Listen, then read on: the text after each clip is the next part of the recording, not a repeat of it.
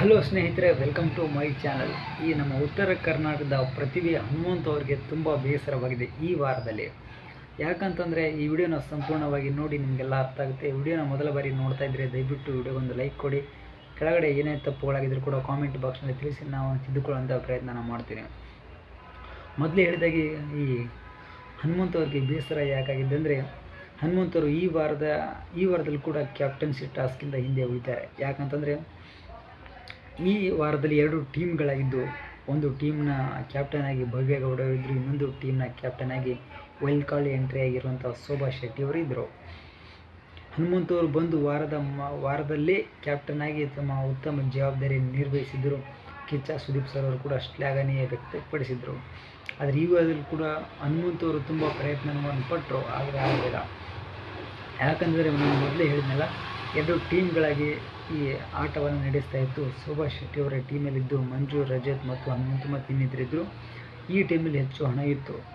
ಈ ಕ್ಯಾಪ್ಟನ್ ಟಾಸ್ಕಲ್ಲಿ ಮಂಜು ಅವರು ಈ ಆಟವನ್ನು ಸರಿಯಾಗಿ ನಿರ್ವಹಿಸಿ ಕ್ಯಾಪ್ಟನ್ ಆದರೂ ಮನೆಯ ಮಂದಿಯವರೆಲ್ಲರೂ ಕೂಡ ಸಂತೋಷ ಆಯಿತು. ಪಾಪ ಮಂಜು ಅವರಿಗೆ 50 ದಿನಗಳ ಮೇಲಾಯ್ತಂತೆ ಕ್ಯಾಪ್ಟನ್ ಆಗಬೇಕಂತ ಆಟ ಆಡ್ತಾಯಿದ್ರು. ಕೊನೆಗೆ ಕ್ಯಾಪ್ಟನ್ ಆದರು. ಈ ದಿನ ಮಂಜು ಅವರು ಒಂದು ರಗಡ್ ಲುಕ್ನಲ್ಲಿ ಮಾತಾಡ್ತಿದ್ರು. ಸ್ವಲ್ಪ ಗತ್ತು ಗಾಂಭೀರ್ಯ ಅಂತ ಇರುವಂಥ ವ್ಯಕ್ತಿತ್ವ. ಕ್ಯಾಪ್ಟನ್ ಆದಮೇಲೆ ಯಾವ ರೀತಿ ಇರ್ತಾರೆ ಅನ್ನೋದು ನೋಡಬೇಕಾಗಿದೆ, ಅದು ಕೂಡ ನೋಡೋಣ. ಆದರೆ ಪಾಪ ಹನುಮಂತವ್ರಿಗೆ ಬೇಸರ ಆಗಿದೆ ಅಂತೂ ಸತ್ಯ ನಿಜ.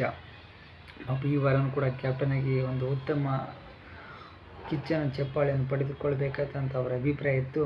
ಬಟ್ ಅವ್ರ ಕ್ಯಾಪ್ಟನ್ಶಿ ಟಾಸ್ಕಿಂದ ಹಿಂದೆ ಉಳಿತಾರೆ. ಪರವಾಗಿಲ್ಲ, ಮೊದಲನೇ ವಾರ ಅಂತೂ ಕ್ಯಾಪ್ಟನ್ ಆಗಿ ಸರಿಯಾಗಿ ಅವರ ಕೆಲಸವನ್ನು ನಿರ್ವಹಿಸಿದ್ದರು. ಇನ್ನು ಮುಂದೆ ತುಂಬ ದಿನಗಳಿದೆ, ನೀವು ಯಾವಾಗ ಬೇಕಾದರೂ ಕ್ಯಾಪ್ಟನ್ ಆಗ್ಬೋದು. ಹಾಗೆ ನೀವು ಕ್ಯಾಪ್ಟನ್ ಆಗಿ ಕೂಡ ಏನು ಪ್ರಖ್ಯಾತಿಯನ್ನು ಪಡೆದುಕೊಳ್ಬೇಕಂತೇನಿಲ್ಲ. ನಿಮ್ಮದು ವ್ಯಕ್ತಿತ್ವನೇ ಕೂಡ ನಿಮ್ಮ ಪ್ರಖ್ಯಾತಿಯನ್ನು ಹುಟ್ಟಿಸಿಕೊಳ್ಳುತ್ತೆ. ನೀವು ಹಾಡುವಂಥ ಆ ಪದಗಳ ಲೈನ್ಗಳಾಗಿರ್ಬೋದು, ನೀವು ಆಟ ಆಡುವಂಥ ರೀತಿಯಾಗಿರ್ಬೋದು, ನೀವು ಬಿಗ್ ಬಾಸ್ ಮನೆಯಲ್ಲಿ ವಾಸಿಸುವಂಥ ವಿಧ ಆಗಿರ್ಬೋದು, ಎಲ್ಲವೂ ಕೂಡ ಹೊರಗಡೆ ನೋಡ್ತಿರುವಂಥ ಜನರು ಕೂಡ ಪ್ರತಿಯೊಂದನ್ನು ನೋಡಿ ಪ್ರತಿಯೊಂದನ್ನು